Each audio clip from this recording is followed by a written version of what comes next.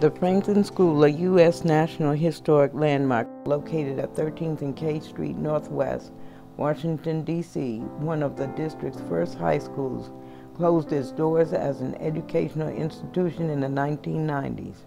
In 2002, the Franklin School reopened as Franklin Shelter, housing 300 homeless men at risk of hypothermia due to a lack of shelters in D.C.'s wealthy Ward 2. In 2008, the Franklin Shelter was closed by then Mayor Adrian Fenty.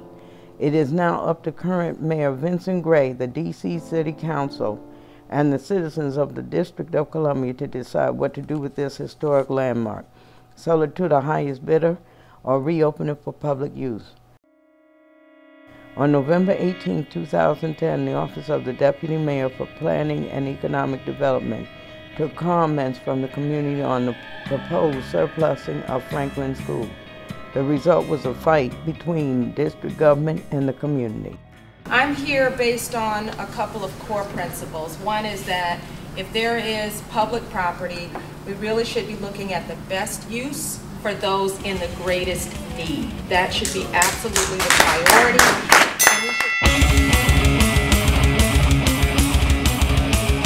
What is economic development? In this city, it seems like economic development is giving Marriott subsidies. Economic development is giving Donatelli $8.6 million in tax abatement because he couldn't make the George Avenue Petworth buildings condos, only apartments. For many years in its educational use, the Franklin School served as a beacon of light. For 6 years, when it served as a shelter, it was a beacon of hope for people who had no other place to be. It saved lives, without a doubt. We are in a situation where in the district, we have one of the greatest, if not the greatest, income disparities between rich and poor in the entire nation. And finding now that this property has no public purpose when the promised alternative sites to Franklin have never materialized is just really stymieing me. And I've got to say, if this property is declared surplus, it is nothing short of pure theft of public property and a handout. Just an unadulterated handout to real estate profiteers. That's all it is. The facility was a low-barrier homeless shelter for men that contained approximately 300 beds. The Department of Human Services closed the homeless shelter in September 2008. I was there that morning, and until then, I really didn't do advocacy on behalf of the homeless. But when I saw the heartlessness and the cruelty with which, in the manner that they closed that, it was pouring rain, they threw the guys' stuff either in trucks or in garbage dumps. They threw the guys out in the rain. There were people with mental illnesses walking the streets crying all weekend, and they told them they had to go to Anacostia, okay? Since then, La Costa's been closed. It was closed on October 15th. And there are people sleeping all over Ward 1. According to the Department of Human Services, since the closing of the shelter, over 600 men have been placed in permanent supportive housing, which is one of the agency's preferred methods for helping solve the issue of homelessness. Well, actually, the city here, we have well over somewhere between 6,000 homeless people, 6,000, 8,000 homeless people in the city. So, with that said, and you know, plus or minus, but factually speaking, placing 600 people does not put a dent in the homeless state of the city right now.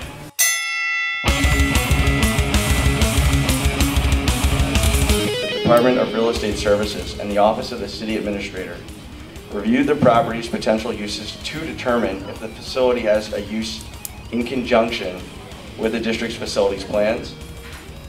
After further analysis, the Department of Real Estate Services has come to the conclusion that the building is no longer needed for public purposes. Can I get a copy of the analysis with the criteria that were used that came up with all of these numbers and what was the basis of it? I want a copy of it. Once it's transmitted to the Committee on Government Operations, it is part of public record, so they will have it available as part of the deliberations that they'll have with the council hearing. When I read the DC code about how this determination is made, this piece about in the city's best interest stands out to me. Obviously, it stood out to you all as well. The city's most recent master facilities plan lists two top objectives. One, maximize the use of district-owned space, and two, transition from leased space to owned space.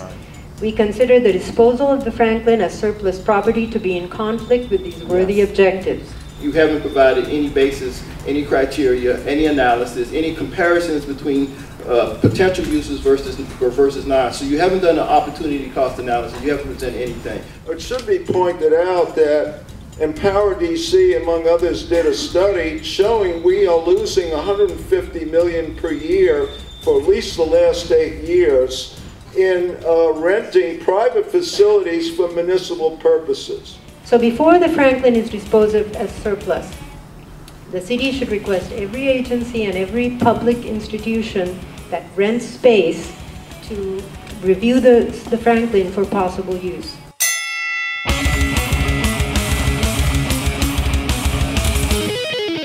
It was determined the space as a whole is inefficient in terms of layout and configuring it for any public use.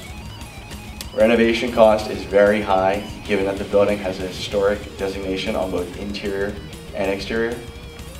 There's currently no money available for this proposed possible renovation. We have been told that $23 million is an astronomical sum of money for renovating the Franklin. But in fact, it actually compares very well to some of the recent school modernization projects. We're talking $30 million for Hardy Middle School, $28 million for Savoy Elementary, $62 million for the Phelps Architecture School. These renovations are very laudable, but why is the historic Franklin not affordable when these other projects are?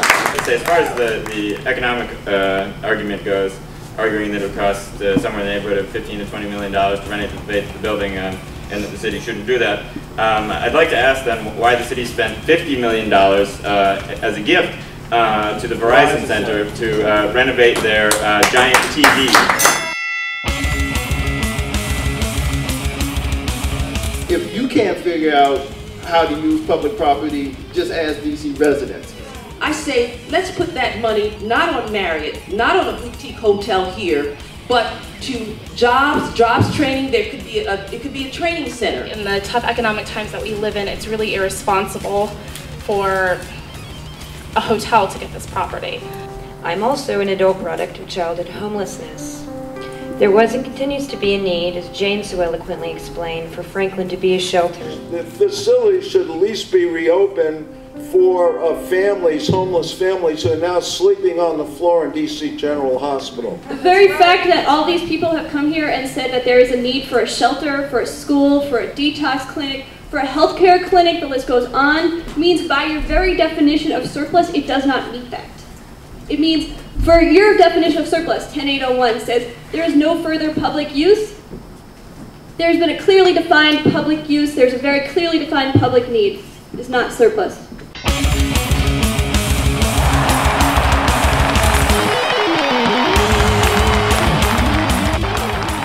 The message I want to convey to you folks, and understanding that you are the people that make the final decisions, if this building is surplus and it gets turned into a luxury hotel, the message you need to take back to Mr. Gray is that the people that got Adrian Fenty out of office, we're all still here, we are all still paying attention.